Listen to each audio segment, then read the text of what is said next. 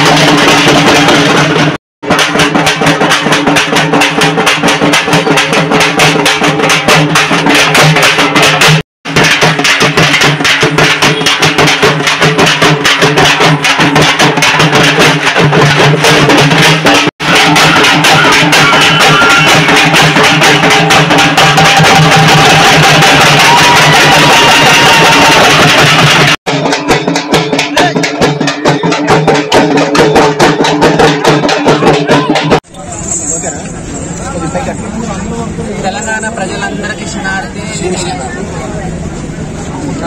మా తమ్ముడు పోతల అసోసియేషన్ అర్థం చెప్తుండే మీ అందరికీ.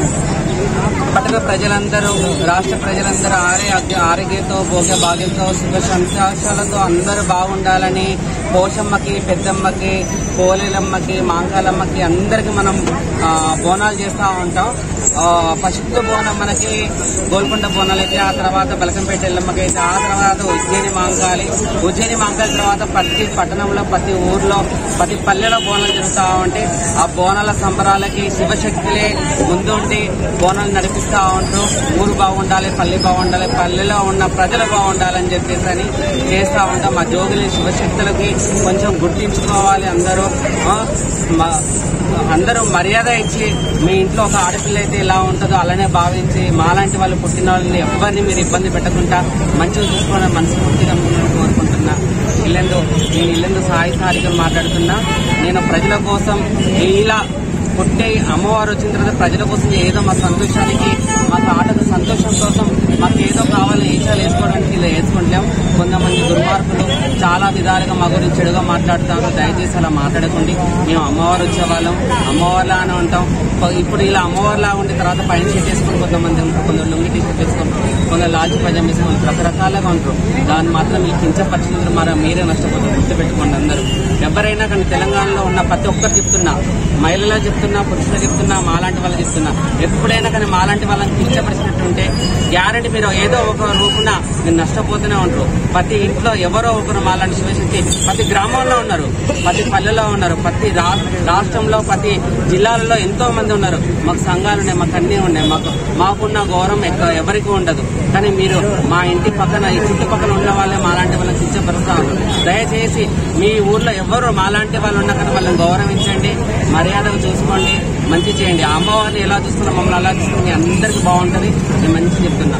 మా లాంటి వాళ్ళు ఉన్న ఊరు కానీ పల్లె కానీ ఏదైనా కానీ పచ్చగానే ఉంటుంది కానీ ఎప్పుడు ఇబ్బందిలో ఉండవు. ఈ ఆషాఢ మాసం శ్రావణ మాసంలో అనారోగ్యంతో ఉంటుంది కాబట్టి ప్రతి ఇంటి నుంచి అమ్మవారికి శాఖ నైవేద్యం తీసుకెళ్లి వేపాకులతోనే అమ్మవారికి పెడితే ఎలాంటి కానీ రోగాలు రాకుండా ఉంటాయని కోరుకుంటున్నా.